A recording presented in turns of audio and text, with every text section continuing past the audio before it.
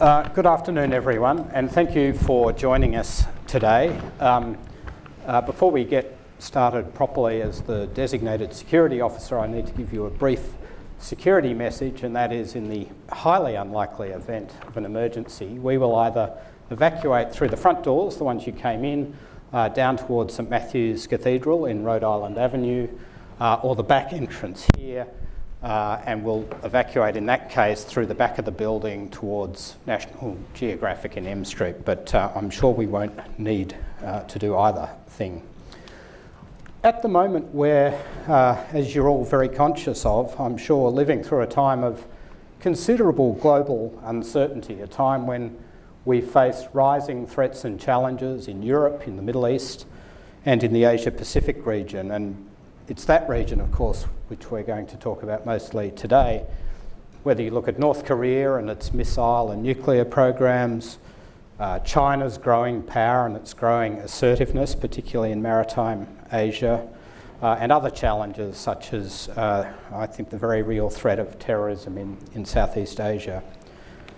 Against that backdrop, I personally feel that alliances are more vital than they ever have been, but also that alliances today are under much more stress and strain than they have been at any time in the last few decades. And that's really what the CSIS Alliances and Leadership American Leadership Program is all about. That's what we're looking at. We want to take a first principles look at the role of alliances today in dealing with these threats, to examine whether alliances need to be adapted to deal with those threats more effectively, and also how we can engage our publics, whether it's here in the United States or in allied countries, in a more rigorous dialogue about the role of alliances and their value today. I've been really quite excited about getting this panel together. We do a lot of events here, but it's not often you get to gather together a group of people who are outstanding scholars and authors, practitioners in a very real way, and close observers of events, and also very good personal friends of mine. So I couldn't be more delighted than I am to have this team with me up on the stage. And what we're going to look at is a historical perspective on the US alliance system in Asia, but not one which has history as a straitjacket, rather one which looks at history for some of the lessons that we might take from that history as we confront the challenges that we face today. So there's a historical perspective, but definitely with a forward-looking purpose and orientation. So I don't really need to introduce the panel in huge detail, but Mike Green, Senior Vice President for Asia and Japan Chair here at CSIS and a Professor at Georgetown University. Mike was, when I first got to know him, President George W. Bush's senior-most Asia advisor, and he is the author of By More Than Providence, Grand Strategy and American Power in the Asia-Pacific since 1783. And if you haven't read it, it's a quick read, a real page-turner, and you definitely should. It's a great book. Victor Cha, to Mike's left, Senior Advisor and Career Chair here at CSIS, and also Mike's boss at Georgetown, where he's Director of the Asian Studies Program. Again, when I met Victor, he was the President's advisor in the White House on all things Korea. As you all know, he's, I think, one of the world's outstanding experts on Korea, and he's the author of Power Play, Origins of the American Alliance System in Asia, which is the best account I've read of how America's alliance system came to take the shape which it takes today. So it's great to have Victor with us. And just to show that alliance burden sharing is alive and well, and that Australia is stepping up, it's great to have Richard McGregor with us. Richard was formerly the head of the Beijing and Washington bureaus for the Financial Times.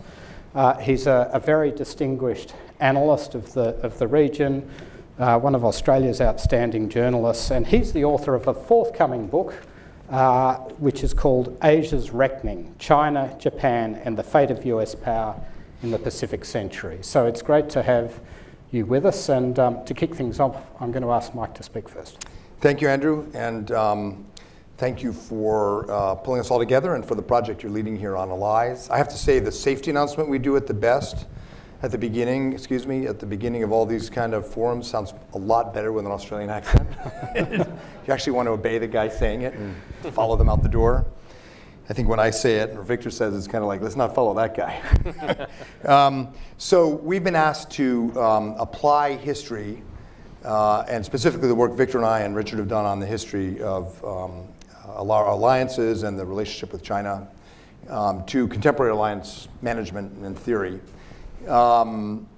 Victor and I are both trained as political scientists, but as someone once quipped, every political scientist who went into the Bush administration came out and became a historian, because we're not the only two who began writing books in history. And how you apply history to contemporary policy making or strategy is an important place to start this discussion in 30 seconds or so. There are three ways you can do it. Most historians would say you shouldn't do it, that real historians don't apply history. But we're in Washington, so there's no avoiding it.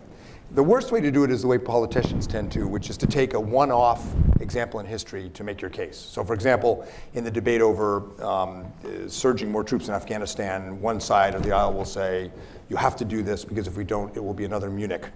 And the other side says, you can't do this because if we do, it will be another Vietnam. So if you do the one-off, it's politically useful as a tool, but it's not very useful analytically. The second way to do it is the way political scientists use history, which is to collect data sets and say in 15 out of 18 times with rising powers, there's conflict. That's more useful, but it's hardly predictive, particularly when you realize you're comparing in alliances, say, the Anglo-Portuguese alliance of 1807 with the US-Japan alliance of 2017. The context is so different. And the selection bias in data samples is so big. So it's useful, it's thought-provoking, it frames a conversation. I find the third way is most useful, which is to use history in a linear way, to do what Richard Neustadt at Harvard called thinking in time, to understand the evolution of the problem you're dealing with, where it came from, where we are. If you're not careful, you'll become a Marxist and very determinative and start talking about dialectics. You don't want to do that. But it does allow you to factor in contingency and agency and technological changes. And so that's kind of the approach I like to take to think about where we are with our alliances today, how they've evolved, and in particular how American thinking about alliances has evolved, and a couple lessons for today.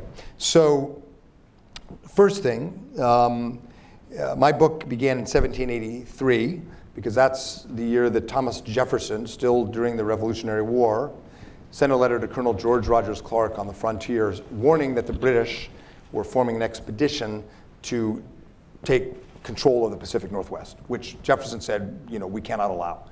And to me, that's the first evidence and the beginning of an American tradition, which became more and more pronounced about preserving a favorable balance of power in the Asia-Pacific or the Northwest Pacific region.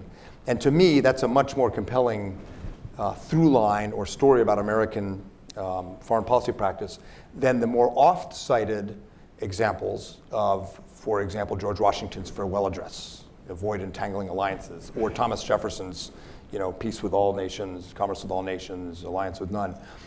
Those have to be taken in a temporal and geopolitical context in the late 18th century. I don't think that the no entangling alliances maxim of the president, which other think tanks around town use all the time, is that compelling, actually, if you think about the evolution of American thinking about alliances and alignment. The Committee of Correspondence set up in the Revolutionary War was set up to correspond with European powers to help align them against the British. And the American colonists learned this big power game in the War of in the French and Indian War. And then the early practitioners like John Quincy Adams learned it through diplomatic practice as American diplomats in Europe, watching the power balance game in Europe. And that's where alliances came from. The Pacific was different from Europe. Jefferson Washington wanted to be entangled in the Anglo-French conflict, which of course had implications for the continent and for our own domestic politics. Asia and the Pacific were very, very different. Jefferson said, that if we could support like-minded republics in the Pacific Northwest, that they would naturally align with the United States. So the idea of alignment, not alliance, but alignment actually has a long history in American foreign policy. Through the 19th century, the main question was whether or not the US should align with Britain to preserve its position in the Pacific. And for most of that period, of course, the American concern, as it still is, was to avoid a hegemonic power freezing us out of the Pacific. And Britain was the most likely candidate. So there were a lot of reasons not to align with Britain. But by the end of the 19th century, it was a compelling theme for strategic thinkers about Asia. Commodore Perry came back from opening Japan and gave speeches saying we should align in the future with Britain and Japan to keep the Pacific open. Mahan, Alfred Thayer Mahan, argued that the British and Japanese would form the basis for a maritime coalition. This is in the late 19th century. In the end, the Americans were not ready for alliance. When the American naval staff began planning war with Japan in 1907, the first thing that the captains and admirals' lower half asked for was to begin staff talks with the Royal Navy in 1907. And the Secretary of the Navy, a good Jeffersonian, said, that's not your business. Stay in your lane, figure out how we win a war. So the US Navy, basically throughout the interwar years, thinking about strategy, were ordered by their civilian masters to not consider in the mix alliances or alignment with Britain. So that dimension of our culture was there. But all of that is background to the post-war alliance system, which was not completely created out of whole cloth. There was thinking of balance of power, what worked and what obviously didn't work before the Second World War. So alliances and a network of alliances became critical. FDR thought, of course, during the war that it would be the four policemen, that China, Russia, Britain, and the US would maintain a balance. That obviously, two of the policemen turned out to be robbers. And that wasn't going to work. And so in the aftermath of the Korean War, we created the San Francisco Treaty System, our bilateral alliances centered on Japan. But in reality, with Australia as our longest standing real ally in terms of fighting together in war. Now, the post-war alliance system had three dynamics to it, three dilemmas that I want to touch on before ending, that we need to understand and that we are dealing with, and in some ways that we are coming out of, but in other ways still struggling with. The first of these challenges or dilemmas is the one pointed out by Thucydides. Not the Thucydides trap, not that one. We've all heard about that. But the sometimes forgotten Thucydides dilemma, which is when a major power, he was looking at the Peloponnesian Wars, when a major power aligns with a small power, the small power, but also the major power, have this problem. If they get too close, particularly the smaller power gets too close, they risk becoming entrapped and pulled into wars by the big power that don't relate to them as part of the bigger power's hegemonic position. But if they try to keep their distance and independence and autonomy too much, they risk being abandoned and then gobbled up by the other hostile power. And in the Cold War, in a bipolar and tripolar setting, this dilemma in Asia became very, very real for alliances. And as Victor describes in his book, not just for the Allies, but for the US too. The US did not want to be entrapped. And so as a result, you had half alliances in many ways developing. Now, Victor will describe how this was largely about the dynamics within Asia, but an important factor was that in post-war American strategic thinking, Asia was not the central front. And what the designers of the San Francisco Treaty System and what every strategic thinker through Nixon and Kissinger worried about was that we would be entrapped in a ground war in Asia with unfavorable lines, with favorable lines to the Soviet and Chinese forces that would draw us away from our maritime position and weaken our deterrence in NATO and Europe and the Fulda Gap, which was the central front. So much of what we were trying to do, while it was local, was also about preventing us getting sucked into a continental fight in Asia when the center of gravity in the world was Europe and was the industrial Franco-German center. So early years of ANZUS, the Joint Chiefs of Staff refused to agree to basing or joint staff arrangements or even planning talks with the Australian forces. Didn't want to be entrapped by the Australians. They wanted the Australians to work for the British in the Middle East until Vietnam, then we changed our mind. Japan was a platform for US power projection. The US didn't do joint planning or joint anything with the Japanese. It was for basing, for Korea, for Taiwan, for deterrence more broadly. And the Japanese, of course, were very happy with that. Yoshida Shigeru, the post-war prime minister, used the Peace Clause, Article 9, as a kind of get-out-of-jail-free card to say, we'd love to help you in your little war in Vietnam, but we're not allowed to. We'd love to do this and that, but the Constitution you wrote doesn't allow us. And so it was a way out of this dilemma of entrapment and abandonment. And as Victor can describe better than I can from his book, the US-Korea alliance, Kachi Kapshida, we go together.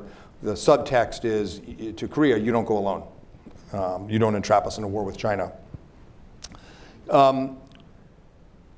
This started to change because deterrence matters, and jointness makes for better deterrence than separated alliance relationships. And so some of the key turning points were in the late 70s and early 80s, as the Soviets began expanding their reach into the Pacific after Vietnam, and as we drew down significantly in the Carter years, the Navy and then the Reagan administration adopted the maritime strategy designed to bottle the Soviets up using Japan's geography, archipelagic geography, to bottle up the Soviet fleet. So in 1979, Soviet boomers were going to Hawaii, surfacing off Pearl Harbor, mooning the Pacific Fleet, and then dashing for San Diego, and we couldn't keep up with them. By 1983, they were afraid to leave the Sea of Okhotsk because we had this joint strategy with Japan. We did not have a joint warfighting strategy. We had separate parallel strategies, but it was the beginning of a change in this sort of separate, because jointness was necessary to respond to this new threat. Korea also, US-Korea alliance created the Combined Forces Command in the late 70s. Same general logic after Vietnam. Jointness was a way to make up for a lack of American capabilities. But in general, in the Cold War, we had somewhat separate alliances. The second dilemma was that, particularly for Japan and Korea, was as these alliances became more powerful, more equal with the US, the politics changed, and these countries wanted more sovereignty and independence from the US, and more of a relationship with Asia and with China. And so balancing that bilateral US alliance dimension and making sure it's balanced and equal with these other countries' growing relationships, our allies' growing relationships with Asia, is a second dilemma. It started with Japan from the beginning in the 50s, when Japanese prime ministers wanted to reach out to China, even under our alliance. By the end of the Cold War, Japanese leaders were talking about Datsube Nyua, separating from the US, moving into Asia, truly separating after the Cold War. But the Chinese sort of put an end to that. Cold shower, 2x4 to the forehead. And you don't hear that much about the idea of Japan independently going into Asia from the US anymore. Again, because of the logic of jointness with a changing structure of power. In the Korean case, balance came with the transfer of peacetime operational control in 1994 after the Cold War. Support for the alliance is up in Korea, but one of the challenges of our alliance with Korea today is how do we deal with China? We don't have that problem with Japan, but we have it with Korea. Very hard to talk as allies about the biggest long-term challenge in the region, which is managing a rising China. With Australia, we didn't have that problem much because we didn't have joint and combined staff, and we didn't have bases, really. But now we do have a similar challenge with Australia because Australia's identity and economy is now increasingly intertwined with Asia, and especially China, in a way it wasn't before. So this is also a bit of a strategic challenge for our relationship with Australia. And the third dilemma is, unlike NATO, our military planning and our military planning assumptions with our bilateral alliances with Asia in this period never fully aligned. Our alliances, we have bilateral alliances in part because we have diverse and disparate threat assessment. It's quite different from NATO with the folded gap. There's Greece and Turkey, but in general, there's more coherence to threat assumptions in NATO historically than there has been in our alliances, bilaterally and of course between alliances. So we didn't have joint planning with Japan for decades and decades, until the 80s, where we began aligning separate military planning to work together. We only really began talking about joint planning in the late 90s with the revision of the US-Japan Defense Guidelines. And we're just now really beginning to plan in a real way for what the Japanese call as shuhenjitai, regional contingencies, very late in the game. In the Korean case, we got pretty serious about North Korea attacking 5027, the classic operational plan. But we only started doing planning for the collapse of North Korea in the mid-90s when Kim Jong-sam got anxious with the death of Kim Il-sung to sort of take on the unification of the peninsula, and we were afraid of entrapment. And with Australia, we've done very, very well. We were very, our planning assumptions in Vietnam as military assumptions and planning were pretty tight. We were tight in the Gulf War and Iraq and Afghanistan for the most part. What we've neglected is Asia. We're interoperable at a very, very high level with Australia, but at a national level, we don't have really a grand strategy that aligns perfectly on rising China and South China Sea. We're still figuring that out. So the lessons, what do you do? Number one, although it's been difficult over time, I think the physics of China's rise in Asia are making jointness and interoperability paramount. Within our alliances, all of them, and among allies, sort of trilateralizing and networking alliances. And it's not just the US, it's the region. I mean, Abe's change to the constitutional interpretation allowing collective self-defense is dismissed in Asahi Shimbun and the New York Times editorial pages as a return of militarism. But in reality, if you look at it, what it is it's taking away that old Yoshida Shigeru get out of jail free card. It's taking away that alibi and saying we are now allowed to plan with the US. Japan will not take the spear. Japan will still be the shield, but we're allowed to do joint planning more. That's the essence of what this changes. It's fearing abandonment more than entrapment. It's recognizing that jointness is deterrence at a time when Japan's defense budget and US capabilities can't do it alone. Secondly, as I alluded to with the Australia case, we need effective grand strategies. We haven't done this in a long time, but we need effective grand strategies. It can't just be military to military. We need the NSCs, the national level leadership, to be really thinking through what are our grand strategies for the rise of China and the long-term Korea problem.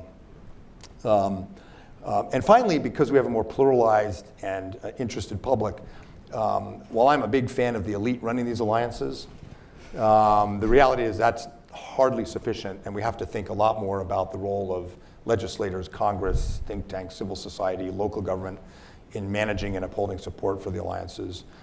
We're in good shape in terms of public opinion polls about our alliances. Public opinion about the US is not great in Australia, or in some ways Japan, but about alliances in the big ones, Japan, Korea, Australia, it's quite good.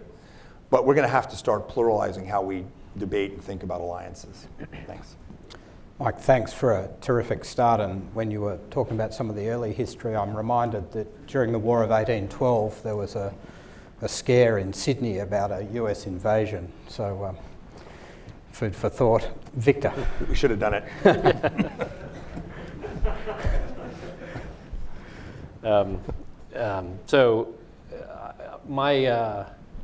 My study didn't go back to 1783 largely because Mike took all the books out of the library at Georgetown. And he wouldn't give them back. So I really focused on the formation of the alliance system after the end of World War II, beginning of the Cold War. And the reason I became interested in this particular period was, for one, I've been, in my academic work, I've looked at alliances quite a bit, but what struck me was that when you look at Asia today and all the different regional institutions that are being created and things, what's still impressive is that in spite of this explosion of institutions over the past 20 years, the institution that still leaves the deepest imprint is the US bilateral alliance system. And so that really got me into thinking about why did this system emerge, particularly because it didn't appear to be the way the United States wanted to organize security at the end of end of World War II, the beginning of the Cold War, in other parts of the world. Right? And so this was a puzzle, if you will, that interested me a great deal. Why, in essence, was security organized differently in Asia by the hegemon, by the United States, than it was in Europe or in other parts of the world? And And so that is essentially what the book is about. So what I want to do in my few minutes of initial remarks is I want to talk a little bit about why I think that emerged, so the history. Then I want to talk a little bit about what I think are the trends today in terms of alliances and regional institutions. And then finally, the third, I want to offer lessons. They may not be, they're not as operational lessons or strategic lessons as Mike's, but more broader lessons I feel I've learned about alliances overall and how we think about alliances. So first, on the history, as I said, to me the empirical puzzle was, why is it that the United States organized security differently in Asia, this so-called hub and spoke system, as opposed to organizing institutions and security in a much more collective and multilateral format in the other major theater of the world, that obviously being Western Europe. Because clearly there were threats, right? External threats on both sides, Cold War threats. But things emerged differently in the two regions. And to make my book is only 300-something pages. It's not 900 pages that his book is. But essentially, the argument that I came out with was that the United States faced a very unique situation in Asia in the sense that there was clearly a compelling Cold War threat that required the creation of alliances. But at the same time, the countries that they were dealing with in Asia that were the frontline states in the Cold War were also countries that happened to have leaders that were embroiled in their own civil wars, particularly that being Chiang Kai-shek in Taiwan and Syngman Rhee in Korea.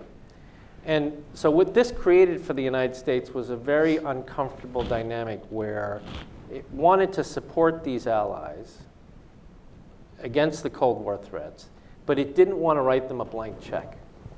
Because if you wrote them a blank check, they would do what Mike just described, which was potentially entrap the United States in an invasion of the mainland that Chiang Kai-shek wanted, or a taking of North Korea, which Syngman Rhee wanted, which would embroil the United States in a land war in Asia when clearly the major theater was Europe. And the United States didn't want to be put in that situation. Now, the United States could have said, well, forget it. We're just not going to get involved if these countries are going to use our alliances to pull the United States into a war. But that was not an option that US policymakers could take at the time because of the dominant strategic belief that emerged at the time. And the dominant strategic belief, which emerged at the time and carried through most of the Cold War, was something called the domino theory, right? The notion that if one of these small states fell, they would all start to fall like dominoes. So that was the situation the United States faced. It needed to find allies in Asia, create alliances, but not write them a blank check so that they would drag the United States into a war. And so in the end, I think people like George Kennan, John Foster Dulles, Dean Acheson, they thought about all different possible ways of doing this. But in the end, it was the creation of these bilateral alliances because they provided the protection to these Cold War allies, they provided deterrence, but also the bilateral alliance allowed the United States to exercise greater control, direct control, over these potentially rogue allies so they could not go rogue, so that they would not go rogue. And the United States, throughout the early history of these alliances, really leveraged political, military, economic equities, all of their equities, to ensure that Chiang Kai-shek or Syngman Rhee did not do something that would embroil the United States in the war. Chiang Kai-shek once wrote a Christmas card to President Eisenhower where he said, Merry Christmas, best wishes. By the way, we need to stop the Chinese communists with one nuclear weapon. You can do it. I know you can do it. Please send my regards to your wife. And Syngman Rhee was no better. Syngman Rhee did things in very similar fashion. So in the end, there's a very important trip that John Foster Dulles takes to Asia in 1952 where he has in his mind to create, he has actually in his mind to create some form of a maritime coalition of countries, including Japan and Australia, maybe Indonesia, the Philippines. And it's in particular his meetings with Percy Spender in Australia and in New Zealand that he realizes that this is not going to be possible. And he comes back to the United States, and in a speech that he found the actual speech in the archives that he gives at the Council on Foreign Relations in New York. Unfortunately, it was not at CSIS. Yeah. I don't think We didn't exist we yet. didn't exist yet. So the Council of Foreign Relations in New York, where he first starts talking about the hub and spokes system. So that was certainly the case of why the United States created these bilateral alliances with Taiwan and with Korea. In the case of Japan, it was a little bit different, right? In the case of Japan, the concern was not that you had a leader that was going to embroil the United States in a civil war. In the case of Japan, whether it was George Kennan or John Foster Dulles or others, there was a clear recognition that Japan was the only great power in Asia for the foreseeable future in post-war Asia, post-World War II Asia. And for that reason, it was the most important project in Asia for the United States, to the extent that the United States wanted to be a power in Asia. And of course, the idea was, as Kennan and Atchison wrote, to try to make Japan into the Britain of Asia. And so this project became too important for the United States to put to a multilateral committee of nations, to allow for multilateral voting. This had to be something that the United States was fully in control of. And so while the motivations were a little bit different for Japan, the aggregation of all this was what became, and is still today, the hub and spoke system. So that's on the history. The second point on today and today's trends. So as I said at the beginning, this still has left the deepest imprint among the architectures that are emerging in Asia. But there's no denying that there is a lot of different new architecture in Asia. I think it's fair to say that really up until the end of the Cold War, still the United States bilateral alliance system was the most significant architecture in Asia. But really from about 1997, 1998, we see the growth of more multilateral, regionally based institutions emanating largely out of ASEAN after the Asian financial crisis in 1997 and 1998, which has fostered a whole bunch of literature, both in policy studies and in academia, about ASEAN multilateralism, the ASEAN way, these sorts of things. And then, of course, the other major architectures that emerged in the last decade has been the growth of regional architecture centered around China. Right? That is what we're seeing now. In terms of the U.S. alliance system, I think what we've seen is, and I think, Mike, you referred to it, is we're seeing more now the networking or the mini-lateralization of the U.S. alliance system. And I think this largely starts to happen after the end of the Cold War. Trilateral, U.S., Japan, Korea, U.S., Japan, Australia, quadrilateral, U.S., Japan, India, Australia. We see much more of a networking of the U.S. alliance system. So that's the primary dynamic that's emerging with regard to the U.S.-based architecture.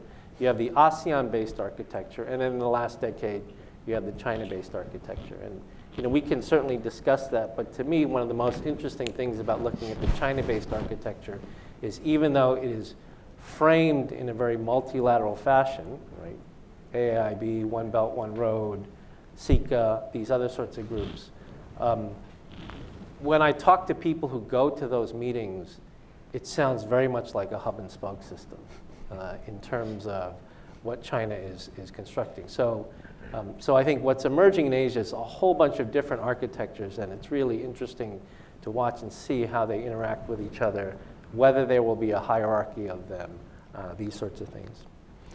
The third and the last thing I will say will be on sort of overall how we think about alliances going into the future, because as Andrew said in his opening remarks, there are lots of challenges today emerging from rising powers, emerging from domestic politics, and all sorts of things. But I think, when we think about and look at alliances, and when we think about the future, I sort of draw three lessons. The first is that no two alliances are the same. Right? They're all quite different. But there is a way of categorizing and thinking about them. And I tend to think of them in three ways. The first is sort of, there are alliances or alliance relationships that are sort of if you were a vulgar realist, to use international relations, right? There are alliances that are simply marriages of convenience, right? To deal with whatever external threat or issue is at hand.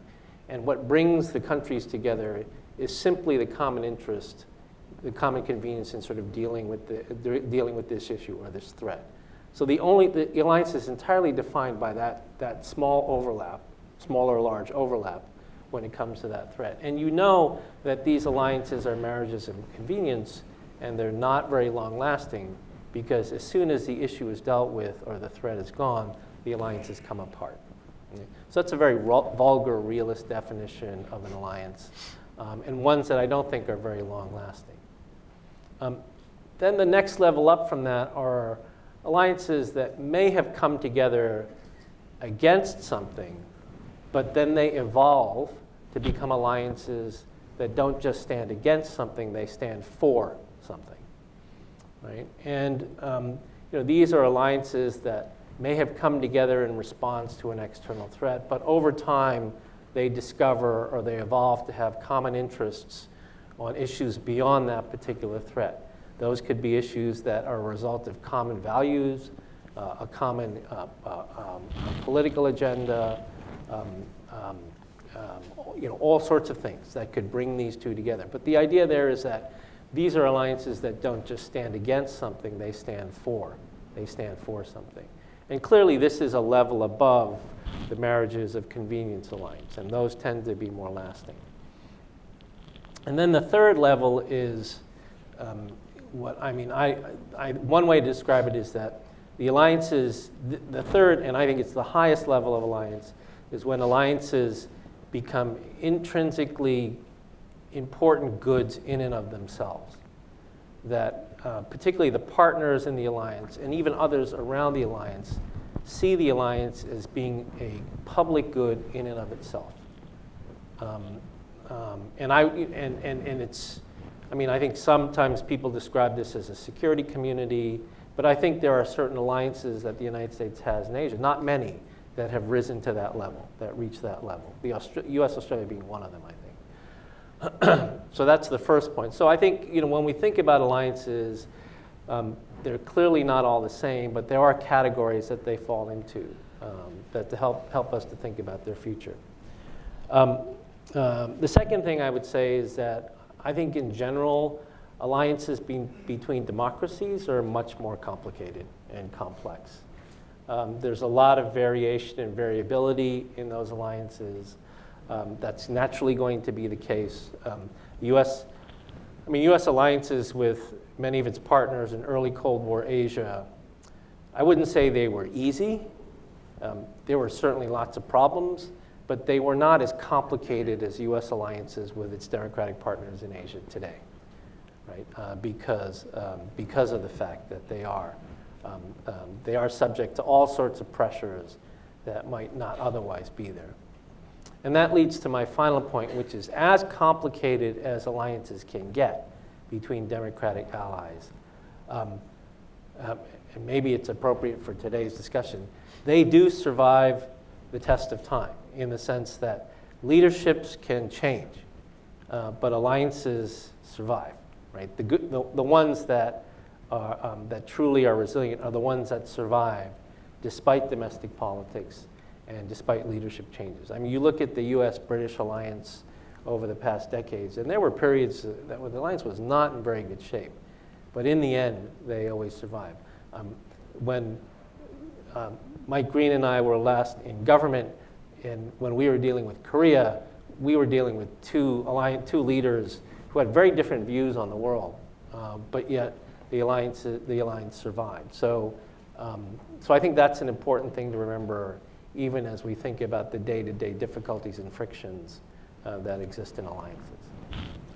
Victor, thanks for ending on an upward note, and also for the shout out to Percy Spender, who, despite being Foreign Minister for 2 years, was, I think, clearly our most consequential Foreign Minister, which is, in a way, a nice segue to Richard and his remarks about China. Thanks. Yes, Andrew's asked me to look at China's views, or China's evolving views, of the US alliance in East Asia. And I'll particularly look at US-Japan, because that's what I've just been writing a book about, rather than ranging perhaps as widely as some of my colleagues.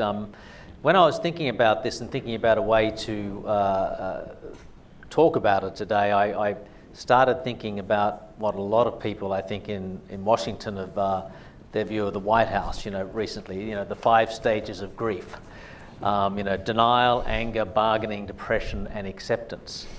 And I wondered how that formula might apply to China's view of US alliances in the Asia Pacific. Now, you can chart many twists and turns in Chinese foreign policy, but I'd argue that China's really only ever been comfortable or accepting of the US hubs and spokes in the Pacific in a practical, short-term sense at different points in time. In other words, when it suits its interest to do so. And in the long term, one way or another, China has always had a vision of itself as becoming or regaining its place as the dominant country in the region. No surprises there. And I think that in turn meant that America's alliances would over time either have to be downgraded or somehow modified to fit with a China-dominant regime in the region. I mean, you can already see that happening now if you want to have a look at Thailand, for example, and see the sorts of pressures that are becoming on the Thai-US relationship, largely as China having a much closer relationship to Thailand and being the dominant power in that part of the world. I don't want to, in this forum, get too much into the debate about the Chinese historical mindset about Asia. In other words, whether they see the region in very old-fashioned traditional terms, with China as the central power and the surrounding country as tributary states. But it's certainly very noticeable to me, going to places like Korea and Japan, that that's how they see China's mindset, whether in fact other people do or not. I guess the second thing to remember, while we're having somewhat of an historic history seminar here this afternoon, is that the baseline for the regional framework for China and the US is very, very different. Mike talked earlier about the San Francisco Treaty in '52. China has a very different baseline. The Chinese baseline for how power should be and relationships should be arranged in the Asia is basically the Cairo and Potsdam declarations, which happened earlier while the war was still on. The so-called three great powers, which drafted the terms of Japanese surrender and enshrined a very particular post-war role for Japan as a permanent role, as a constrained and abnormal nation. The Chinese talk about this a lot. You heard the Chinese Foreign Ministry spokesman was talking about the inviolability of the Cairo Declaration only last week. You can go even higher and quote Xi Jinping on this. He said, "The international community must not allow Japan to attempt to negate the results of the world anti-fascist war or challenge the post-war international order." So that's China's template. Now, the San Francisco Treaty, which returned sovereignty to Japan and ended the occupation, and also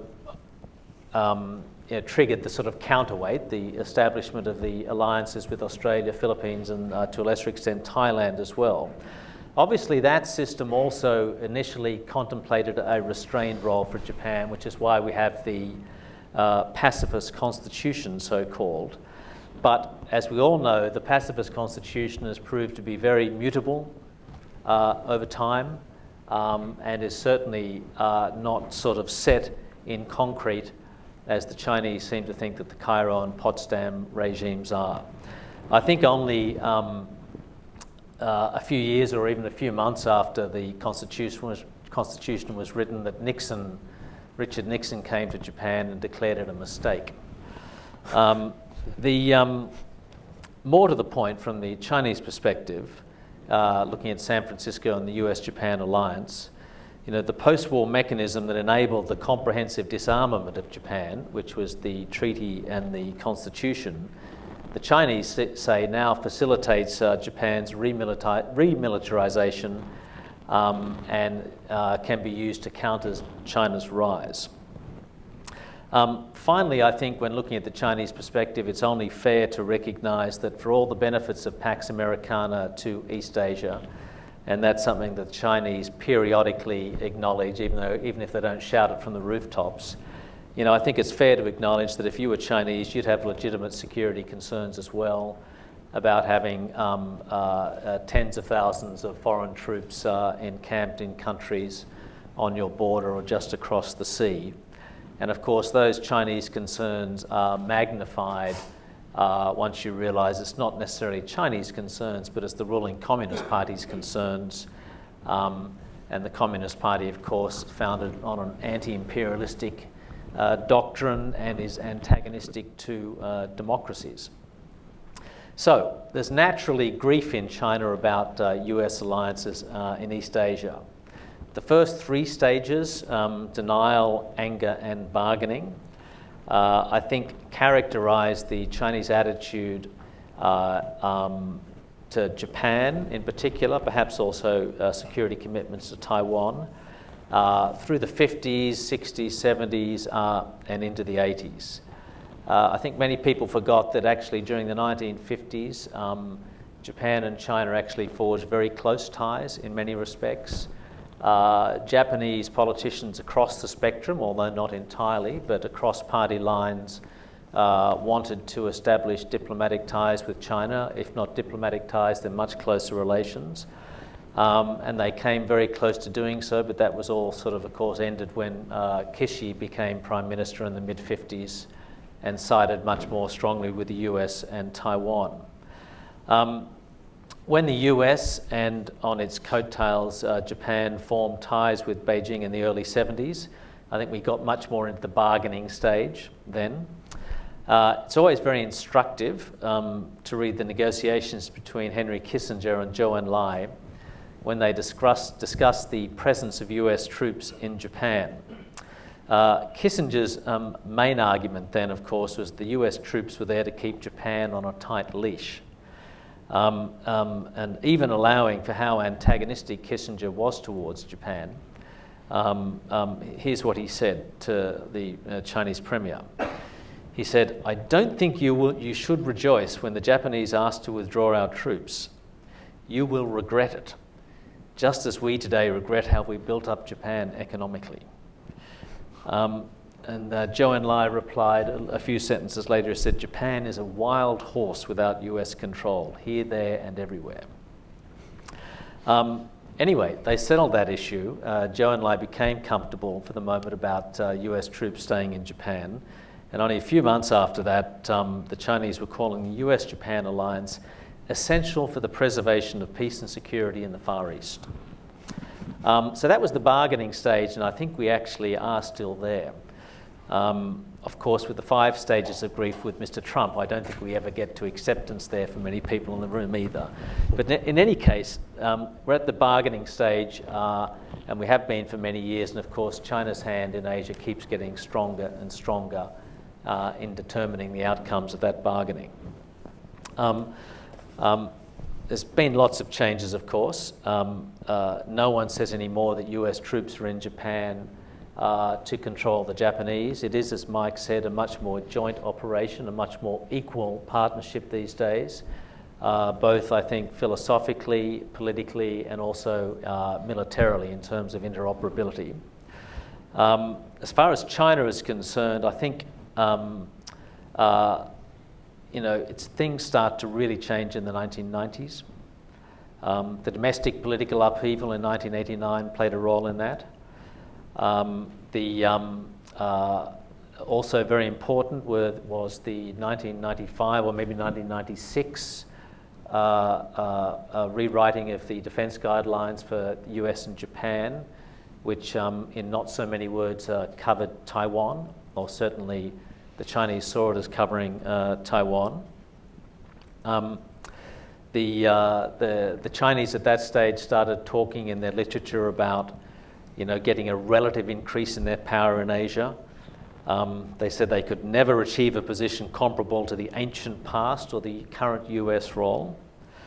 The Chinese also started talking about the US as an Asia-Pacific power, not an Asian power per se, which is an interesting distinction which naturally circumscribes any US role.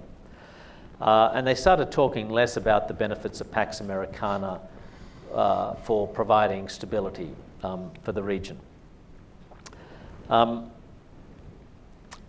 As I said, we had Taiwan, we had the Mischief Reef incident, I think, in 1995.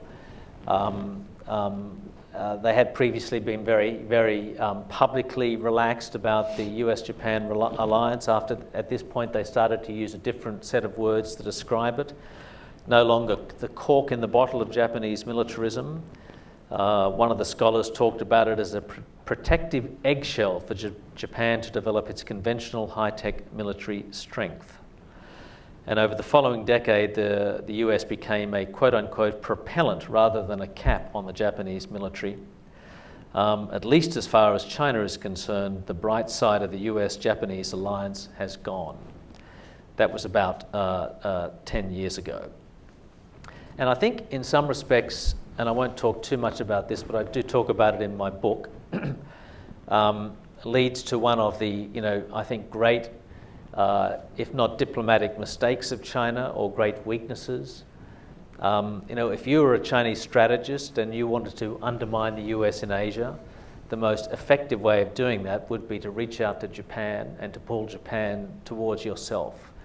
In other words, if not necessarily to form an alliance, Chinese-Japanese alliance, then certainly bring Japan much closer, reassure Japan, and to the extent where they no longer had to rely or needed to rely on the US. And of course, China has singly failed to do that. Now, there's a big argument as to why. But if you look back, there were a number of opportunities. Early 90s, when Japan, of course, was a much more powerful country. Perhaps 2009, under the Hatoyama administration and the like. Perhaps China could have created some opportunities itself, but it hasn't managed to do that. And I think the result is a much, much stronger US-Japan alliance lined up against China and what China would see as its interests. The next 10 years or so, Andrew asked me to address that as well. Networking, we've got this new form of sort of so-called networking of the hubs and spokes, India, Japan, India, Australia, Japan, Vietnam, Japan, the Philippines. We're going to see now whether that has any durability and whether it can actually affect Chinese behavior at all. So far, I think it hasn't, only at the margins. China, I think, I don't think China wants the US to leave East Asia rapidly. The US kind of wants the US to go into sort of bourgeois decline in Asia, if you like, just to sort of slowly waste away, as it were, nothing too dramatic. So to facilitate that process, I think the Chinese will keep trying to remind people that China is a geopolitical fact in Asia, whereas for the US, it's a geopolitical choice, and to make the cost of that choice larger and larger. It's going to be an interesting thing to see whether China can build its own alliances. This is something that Chinese scholars have talked about for the last decade or so. Their allies, so-called at the moment, is North Korea an ally? As a friend of mine said, that's the kind of friend you have when you've run out of enemies. Pakistan, maybe, but Pakistan's a problematic country to be allied with anyway, for all manner of reasons, not least right now the sort of war on terror which China is conducting with gusto in Xinjiang and outside Xinjiang. But if you look at the One Belt, One Road, I mean, maybe it'll be, countries will become aligned rather than allied with China because of the sheer weight of Chinese economic leverage. But One Belt, One Road is a fantastically ambitious program to bring countries into China's orbit one way or another. And I think the other big trend that we're going to see is something that Victor alluded to, and that's the development or solidification of Pan-Asian sentiment, Pan-Asian institutions. This, once again, is something that's been going on for 2-3 decades in the region, but it's never really taken off for various reasons. We saw a lot of it with APEC in the 90s. Mahathir Mohamad, the Malaysian Prime Minister, had his plan for the East Asia Caucus at that time, which I think was nicknamed the Caucus without Caucasians, because Mahathir wanted the Western countries outside of it. After the 97 Asian financial crisis, the Japanese tried to set up a financial institution to manage that sort of thing, and the US actually knocked that on the head very firmly. But one reason they were able to do that, of course, is that the Chinese were against it as well. Now that, of course, that China is the predominant regional power in Asia, Japan is not so keen on Pan-Asian institutions or institutions which exclude the West, because they don't want to be dominated by China. And it'll be interesting to see whether the institutions that China is trying to set up will exist alongside of the geopolitical tensions that its rise will naturally provoke. To give you one classic example at the moment, I think we're getting ready for our annual BRICS summit, which brings together India and China, while various Chinese hotheads are threatening war against India in their border dispute. So I don't know how the BRICS summit is going to go. Anyway, on that note, I'll finish. Okay. Thanks, Richard. Terrific, both for introducing the 5 stages of grief, but also for that fantastic discussion of the evolution of China's attitude to the alliances, which I think is really, really valuable. What I'd like to do now is to examine a bit more closely the role of the alliance system. It's the alliance system we have rather than the one we might like to have, I guess. But its role, its suitability, how it needs to adapt or be adapted to deal with some of the challenges we face today, and in particular how to reinforce the, if you like, the liberal world order, the rules-based international order, whatever sort of term you want to use for that. Because it does seem to me that with that order, that system increasingly under challenge, one of the kind of key roles of alliances is also under more stress, and we need to think about that. So perhaps just to start with the threat that's, I guess, most acute right now, which is North Korea. Victor, perhaps you could give us a sense of how you think the alliance system needs to respond to that. Well, I can think of ways it can respond to it. I don't know if it'll be effective, but I can certainly think of ways it can respond to it. I think, the first thing that I would say is that, when you have threats like this is when alliances should come together, right? Regardless of leadership, regardless of domestic politics, this is when alliances should come together. But clearly, today we're in a situation where we have a new government in South Korea that has a different political orientation.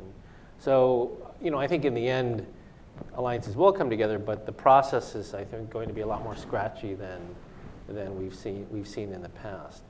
The other thing I think, where I think our alliance system is well equipped to deal with this. This, I guess, falls into the category of the alliances we wish it to be rather than what we have. And that is the trilateral element, the cooperation between the United States, Japan, and South Korea. In my view, and I know there'll be people in the room who disagree with this, I feel like the trilateral cooperation is not just important for dealing with threats like North Korea, but I think it's, in many ways, I think it's a public good for the region as a whole. Of course, to deal with threats like North Korea, but also because these are the three, at least in Northeast Asia, the prominent market democracies that promote rule of law, transparency, these sorts of things. And in that sense, I think they play a role that goes beyond simply dealing with the threat. And thirdly, I think that that trilateral cooperation is also important in terms of helping to set the table in which China rises. And so I think it has numerous positive externalities, at least from a U.S. allied perspective. Now, quite obviously, there's a big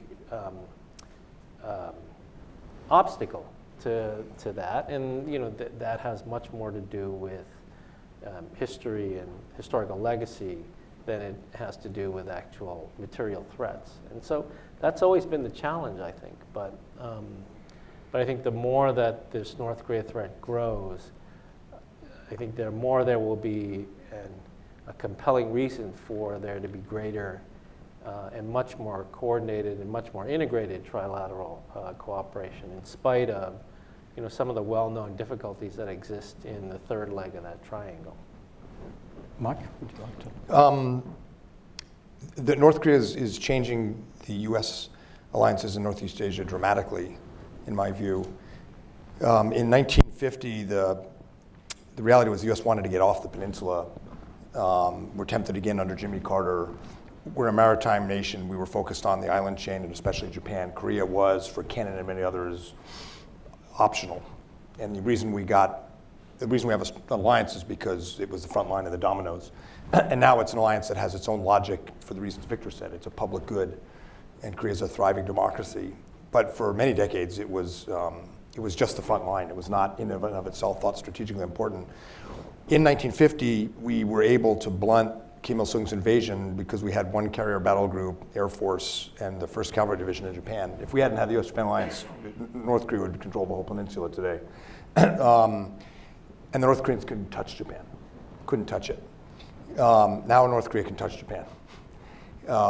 Hundreds of Nodong missiles, largest chemical, biological arsenals in the world, and now, of course, nuclear capability. We're freaking out about a potential ICBM, but Japan and, of course, South Korea have faced a nuclear weapons threat for, take your pick, but a decade or so.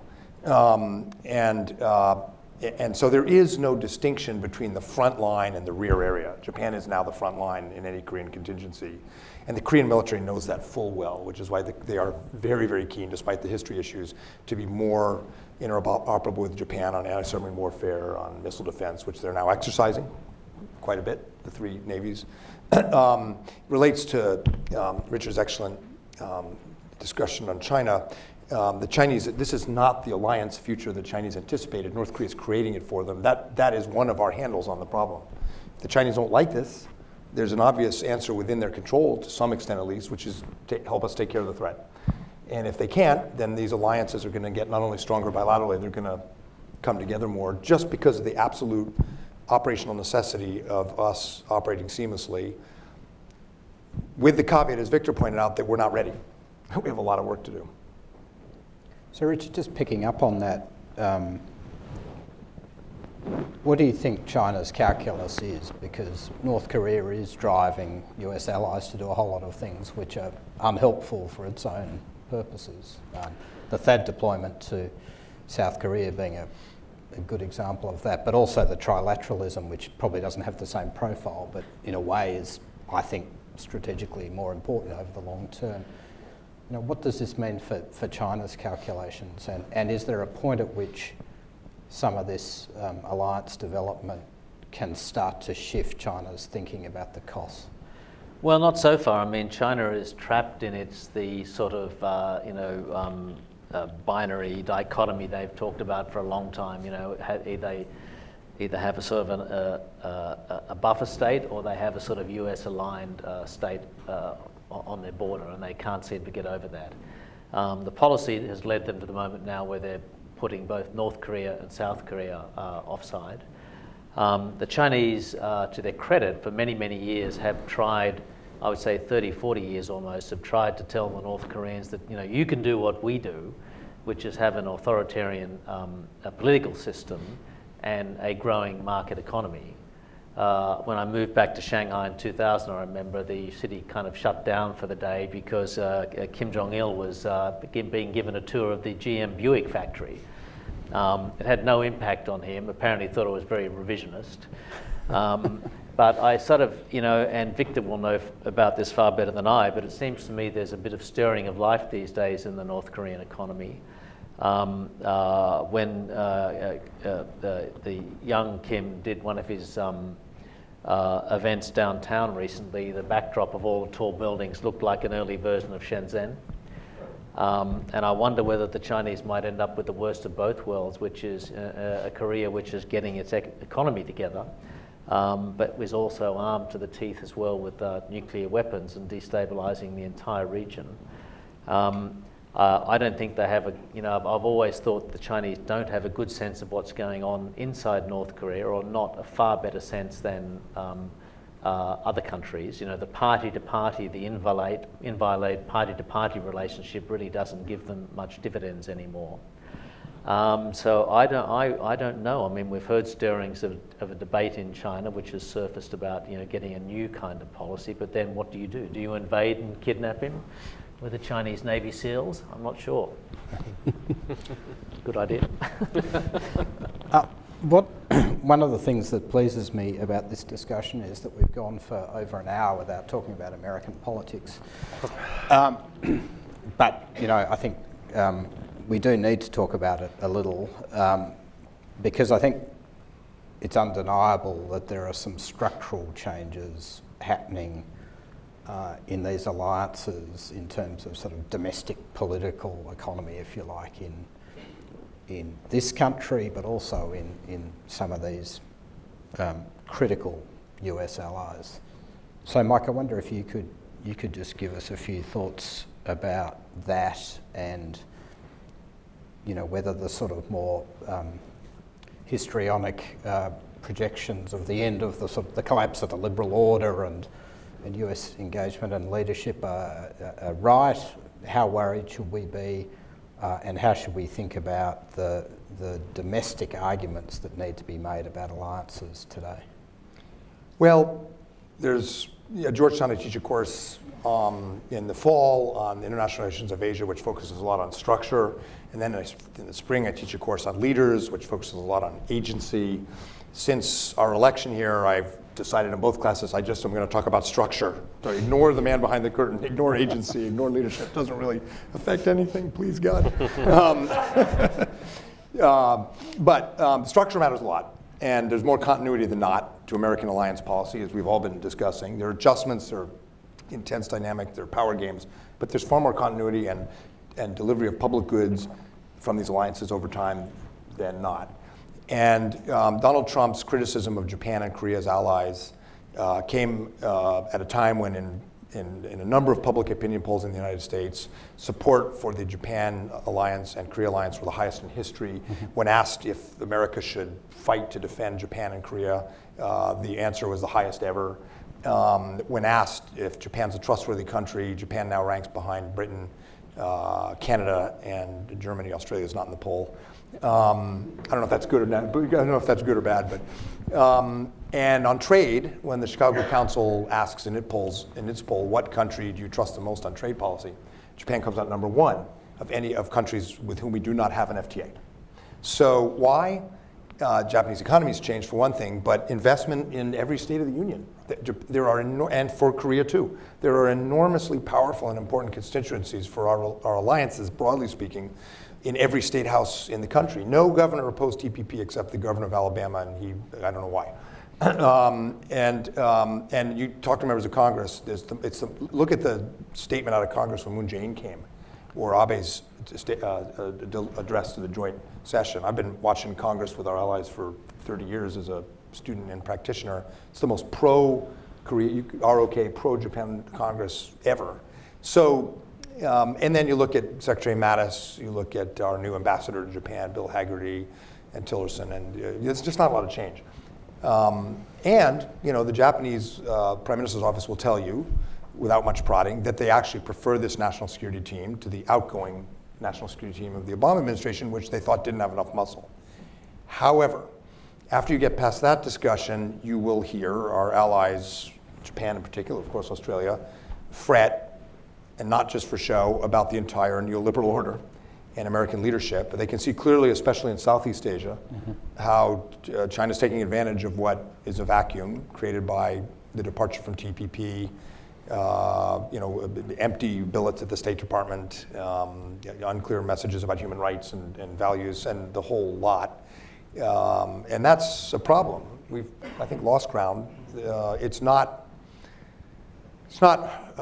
certain we'll lose ground for 4 years, but it's a worry. And I just came back from the region last week, and I hear more worry about it than before. So the alliances are functioning actually quite well, especially as military alliances. Better, actually, in the last 6 months or a year, I would argue. But as Victor said, these alliances are about common goods and American leadership. And on that front, there's a lot of anxiety. And it's not, anyway, it's something we're going to have to deal with one way or the other. Thanks. I'm going to open the discussion up now to the audience. Could I just ask that you wait for the microphone to come to you when I call on you, and also identify yourself and your affiliation. Sir, in the blue tie in the middle aisle there.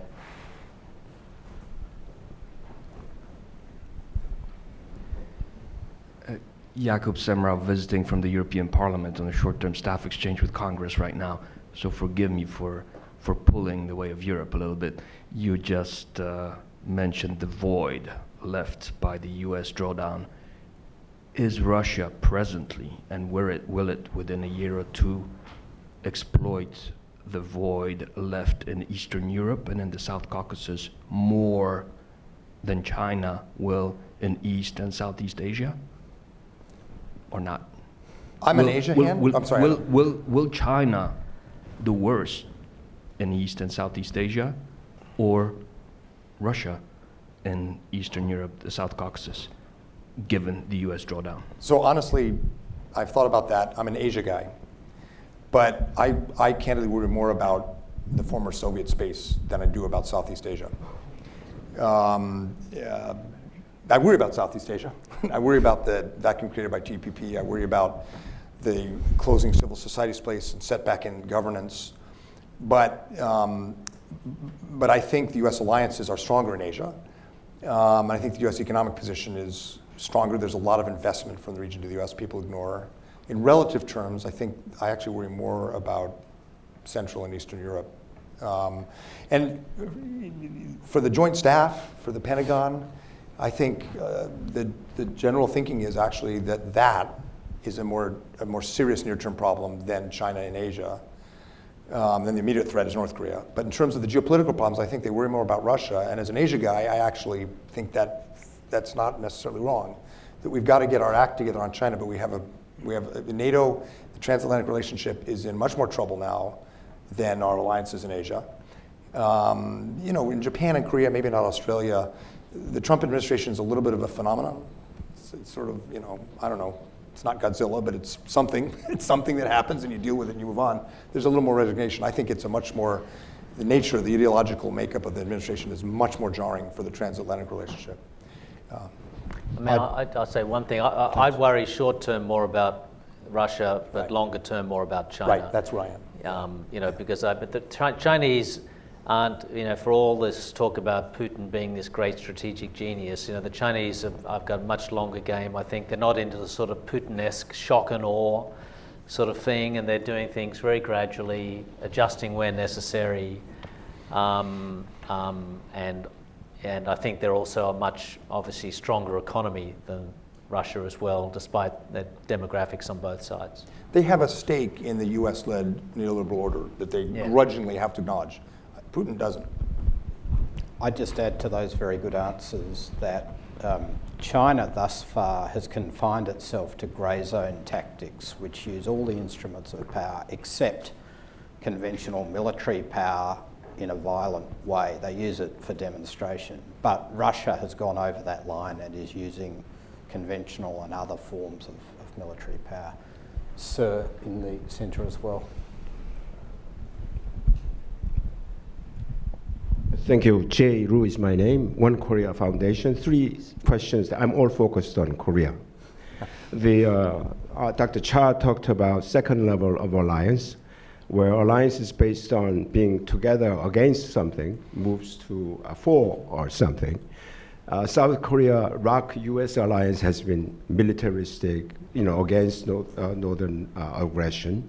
Is there what possibilities, specific hopeful possibilities, that this alliance will move from military, defensive, reactive alliance to something proactive, something more than just a military, but value alliance or geopolitically aligned alliance? What kind of possibilities or hope do you see is one question. Second is, as we have ROK-US alliance, North Korea, there's a PRC-DPRK alliance formed roughly at the same time at the end of the Korean War. What do you see the strength of PRC-DPRK alliance? There's a lot of lives lost on their side too. So whatever observations you have about that in terms of strength of ours against theirs, and see any changes you see. The third is in any development for the future, one big change from the origin of US alliances with Asian powers has been that it no longer is really simple anymore. No longer these alliances are formed and shaped by the wishes of American thinkers or government. John Foster Dulles, Atchison, and Cannon talked about it, but they were all Americans. Now you need to talk to people of other countries. Is that going on now? Victor, that seems to be in your lane.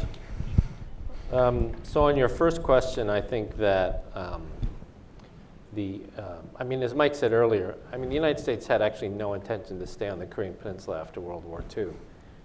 And if not for Kim Il-sung's invasion and the prevalence of the domino theory, U.S. policy in December of 1949 was very different. And it turned around in 6 months. Literally turned around 180 degrees in 6 months because of the invasion. So it was really truly a vulgar realist alliance. But I would argue today it has really expanded to something that goes much beyond simply dealing with the North Korea threat, although that is clearly the most important thing that it does. But you just look across the board. In whether overseas development assistance, South Korea and the United States have very similar views on this. Many people don't know this, but South Korea has the second largest Peace Corps volunteer network in the world next to the United States. The United States and South Korea just recently signed a new civil nuclear agreement where South Korea it may change under the current government, but South Korea as a civil nuclear energy supplier is helping to write the rules of transparent and safe operation of nuclear reactors in an area where the United States is actually going down and China's footprint and Russia's is rising. So there are many areas outside of this, the security threat, where the alliance has grown and I would argue blossomed.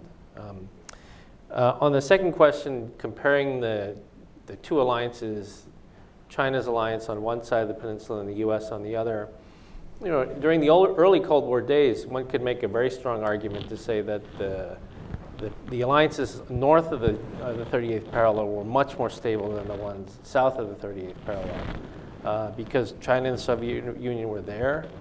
They had chosen a leadership and they were supporting that leadership. Whereas in South Korea, as many of you know, there were coups, there were secret nuclear programs. There were all sorts of things that really created some dissonance in the alliance relationship. But today, I think the U.S.-ROK alliance, I think, fits much more the definition of a resilient and profitable alliance. Although the China-North Korea alliance is it's like the dead root of a 250-year-old tree. It's big, it sits there, it doesn't do anything, but it's very difficult to cut it, right? And I think that's where I think the Chinese, frankly, I think they despise the North Koreans because of their behavior And every time North Korea does something bad, China's name gets dragged through the mud. And I think the North Koreans hate the Chinese because the Chinese are extracting all the mineral resources from North Korea, and they treat North Korea worse than their poorest province. So I don't think there's any love there, but they're still bound by this. And I'm sorry, I didn't get the third question. Role of civil society for the alliance. Yeah, well, I think much more so in the South Korean case than in the U.S. case. Civil society is an important variable in determining the alliance. But I would argue it determines more the process of the alliance, but not the outcomes. I mean, the outcomes, I think, are dictated by broader strategy and common interests. But civil society certainly plays a role in the process, and often in scratchy ways, more than in supportive ways. But that's something you have to accept as part of alliances between two very vibrant democracies. Sir, down the front here, you've been patient.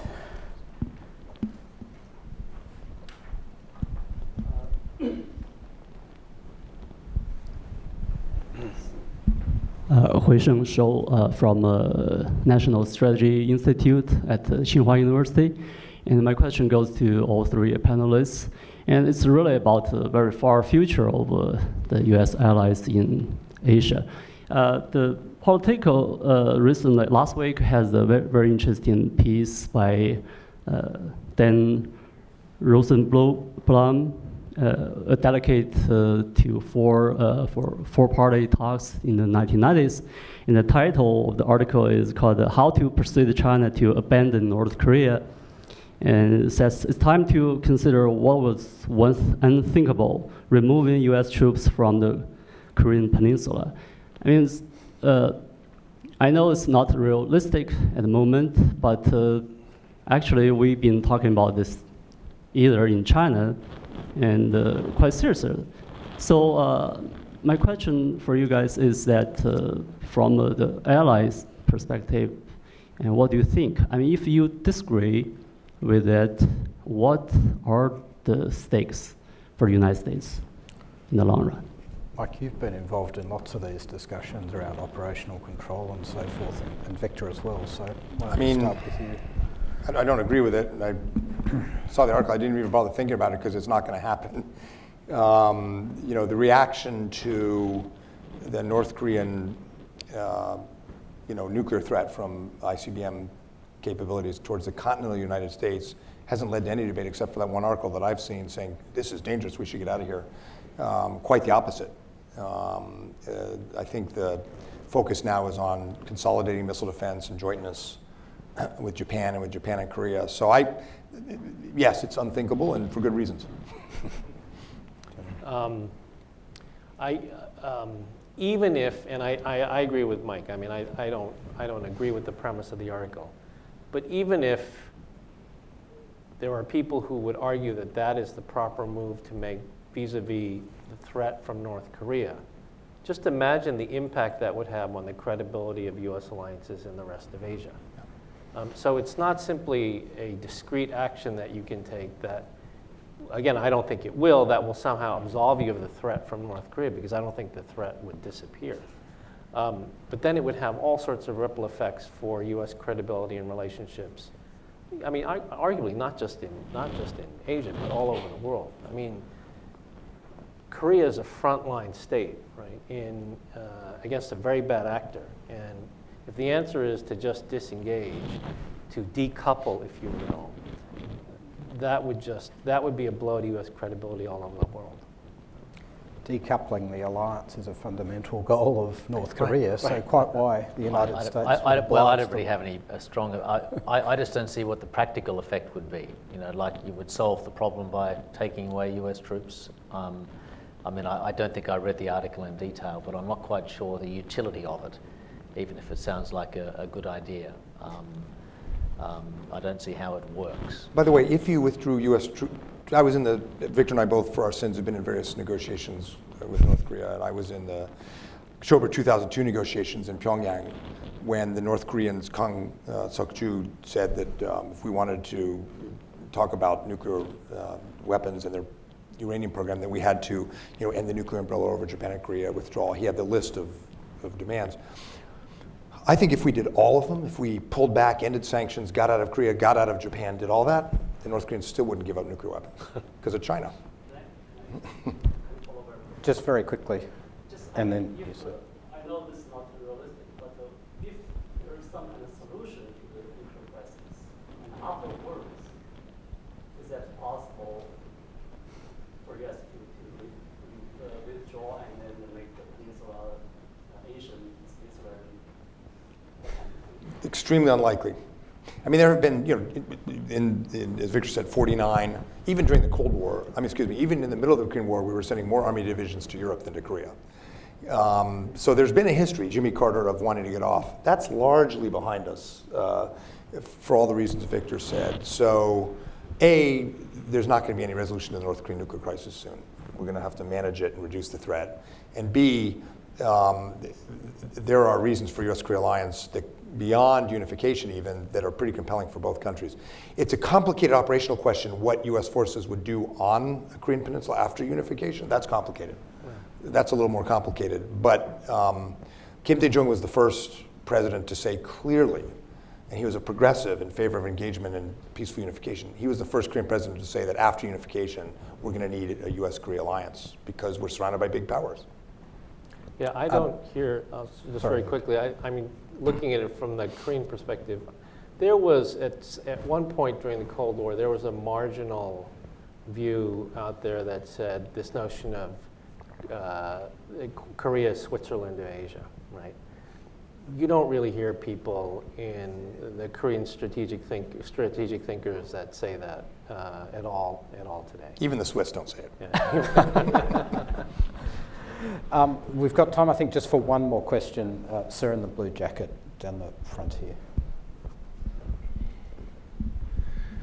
Mike Macetic, could you get into the role of nuclear deterrence in maintaining these alliances? First of all, do you believe that North Korea seriously takes the fact that they make a misstep, that's the end for them? But also sort of this parallel, and I know you've warned against historical parallels between the role of West Germany during the Cold War and South Korea now, that they're the ones closest to the country with nuclear weapons, and if anything goes wrong, they get obliterated before the United States gets obliterated, or the United States decouples, one or other of a bad alternative. Victor, do you want to start off, and then we'll get sort of concluding remarks from the other panelists? Well, I mean, I do think that, so I think that is, I mean, the reason North Korea has invested for 30 years in this particular program is not just for its survival, but it's to decouple South Korean security from that of Japan and the United States. That's my view. That's my personal view. I think that's the reason they have been firing so many missiles at Japan. 9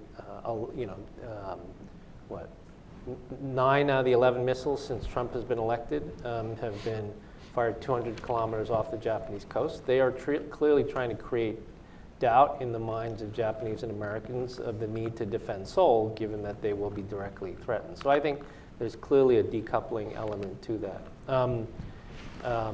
And I think the United States and Japan understand that, which is why at an operational level, I mean, like you don't read about it every day in the newspapers.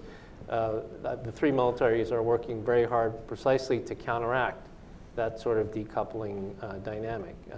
Despite, in Japan and Korea's case, despite the long histories that exist between the two countries. So in that sense, I think we're seeing a lot of action-reaction, but I think on the Allied side, it's not simply a one-shot reaction. It's part of a broader strategy because there's an understanding that this is a new reality. Deterrence still works, and the North Koreans do know that they would. I'm not inside Kim Jong-un's mind, but they know. Look, we bombed them into the Stone Age during the Korean War. They know what American air power looks like. And they know what the use of not just nuclear but chemical or biological weapons would risk, almost certainly bring down on them. But they may feel that because they now have a nuclear deterrent, they can do lower level compellence, coercion, provocations and get away with it because we're going to be afraid of escalating to the nuclear. So we, the US in particular, have to be very careful how we manage these lower level brush fires set by the North Koreans, because if we look scared, we're going to invite them to keep pushing that up, and that's dangerous. On the other hand, of course, if we overreact, we move up too quickly. It's going to take a lot of thought with our allies. And the other dimension is we're going to have to be very attentive to how Korea and Japan in particular, but also Australia, view our commitment to our extended deterrent and our commitment to going to nuclear war if necessary to defend our allies.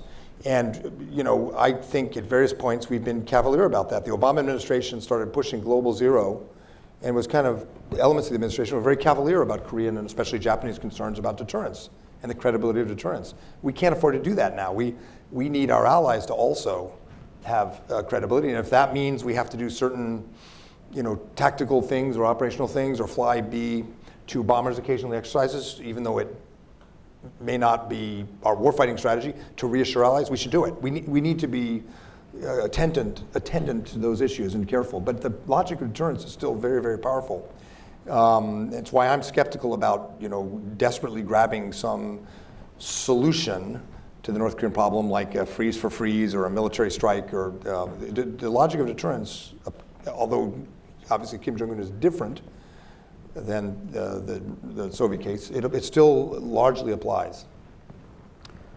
Well, that, I think, is an appropriately muscular and sobering note to wrap up discussion today. I'd just like to thank Connor Cronin for his work to set up today, the events team here at CSIS, and please ask you to join me in thanking our excellent panel. Thank you.